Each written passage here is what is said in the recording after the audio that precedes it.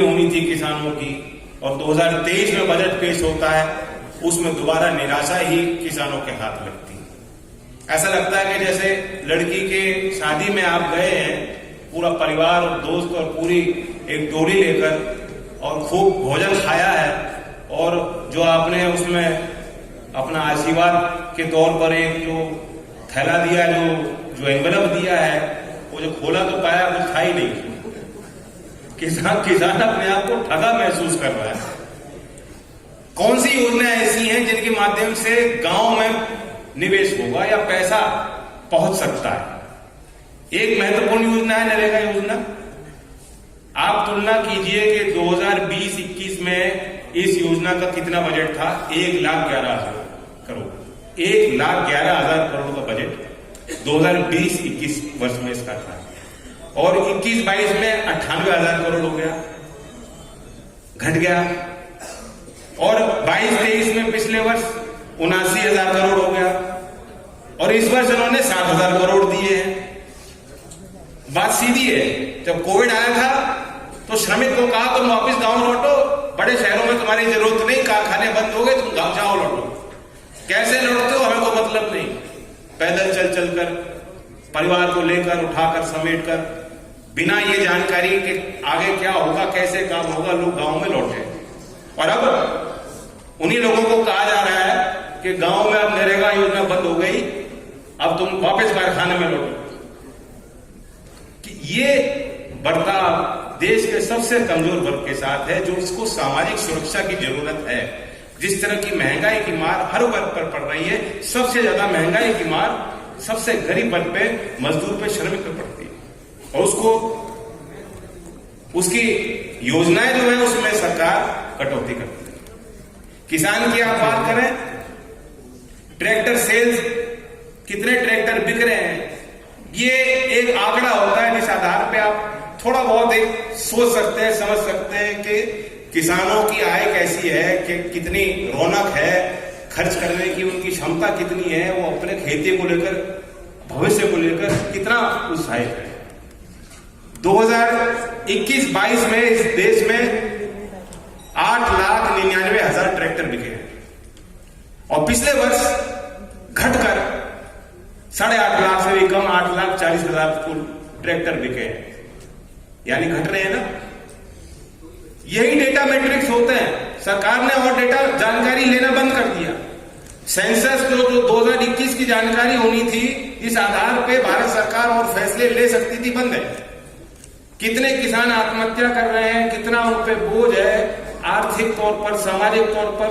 जो सर्वेक्षण होते थे भारत सरकार के, और जो जानकारियां सार्वजनिक होनी थी, वो कोविड के बहाने बंद रखी उन्होंने। और एनएसएसओ ने जो डेटा दिया है उसका जिक्र इस प्रस्ताव में है कि 2013 में औसतन एक किसान पे 47,000 रुपए का कर्जा था, जो 2019 में बढ़कर 74,000 रुपए हो गया।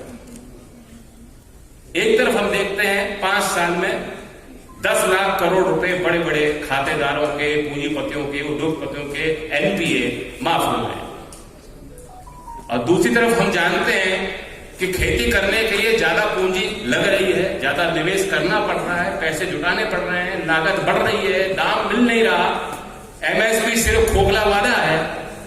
प्राकृतिक जोखिम भी किसान ले रहे हैं, मंडी का जोखिम भी किसान ले रहे हैं, पूंजी निवेश का पूरा भार भी वे लोग ले रहे हैं, कर्ज में भी वही लोग डूब रहे हैं। लेकिन उनके लिए ऐसी कोई व्यवस्था नहीं जो बड़े खातेदारों के लिए बैंकों के माध्यम से है। चौधरी चरण सिंह जी ने डेट रिलीफ के लिए ब्याज और मूल्य का जो निर्धारण की प्रक्रिया है, कि कभी कभी उस जमाने में तो ब्याज कई गुना ज्यादा हो जाता था, चौधरी चरण सिंह जी ने उत्तर प्रदेश में कानून बनाए। चौधरी अजय सिंह जी ने भारत के संसद में खड़े होकर सवाल किया था कि अगर गाड़ी खरीदने का लोन इतना सस्ता हो सकता है, तो किसान की जो आवश्यकता है, तो उनको पूंजी निवेश करना है, जहां बैंक से उनको अगर सहारा मिलता है, तो उसके ब्याज की दरें इतनी ज्यादा क्यों? और आज फिर समय आ गया है कि जब इस बजट में निर्मला सीतारमण जी वित्त मंत्री कहती है कि हमने 20 लाख करोड़ रुपए किसान का एग्रीकल्चर क्रेडिट बढ़ा दिया, और वो सोचती हैं कि मेरी वाहवाही होनी चाहिए। इस घोषणा को समझिए। तो सबसे पहले तो कितने एक्चुअल किसान हैं जिनको पैसा जा रहा है। कई कंपनियां हैं बड़े बड़े शहरों में स्थापित हैं और बैंक में उनके खाते हैं, उनको दिखाया जाता है कि ये किसान है और एग्रीकल्चर क्रेडिट से उनको जोड़ के उनको पैसा दिया जा रहा है और वो पैसा निकाल रहे हैं। एक तो ये भ्रष्टाचार है। दूसरा पहलू ये है कि कर्ज इतना बढ़ रहा है कि किसान चुकाने की क्षमता नहीं है। तो अब इस ऋण की व्यवस्था में जिस तरह बड़े पूंजीपति ये कह देते हैं भाई हमारा दिवालिया हो गया, हमारी कंपनी बंद हो गई, हमसे कंपनी चल नहीं रही, कंपनी ठप। बैंक वाले कहते हैं भाई हमें 100 रुपए लेना था, अब क्या करें, ये तो दिवालिये हो गए, अब 100 रुपए के बजाय चलो 10 रुपए दे दो। क्या 5,000 रुपए जो किसान नहीं चुका सकता उसके लिए भी ऐसी कोई व्यवस्था है? नहीं है। कभी कभी रुक जाओगी ना, जैसे बात तो सुनो मैं क्या कह रहा हूं।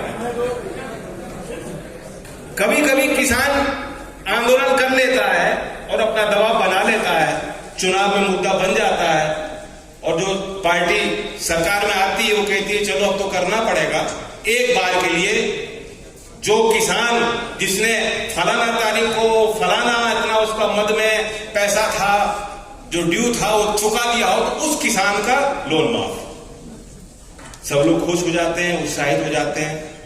मेरी मांग ये है कि एक बार लोन माफी नहीं चाहिए, एक सुचारू व्यवस्था चाहिए, प्रणाली चाहिए, सिस्टम चाहिए, प्रोटोकॉल चाहिए, नियम कायदा कानून चाहिए, संस्थागत के निरंतर, जैसे आरबीआई है जो देखती है, उनकी जिम्मेदारी बनती है। बैंक के इंटरनल सिस्टम में जो देखते हैं कि बड़े हमारे जो खातेदार हैं उनकी कितनी क्षमता है चुकाने की, उसी तरह से अगर किसान की क्षमता चुकाने की नहीं बन रही, उसका स्ट्रेस फैक्टर बढ़ रहा है, उसकी खेती खराब हो गई, आज एक किसान की फसल खराब हो जाएगी एक बार और वो इस चक्रव्यूह में फंस जाएगा और आत्महत्या करने की उसकी मजबूरी बन जाती है।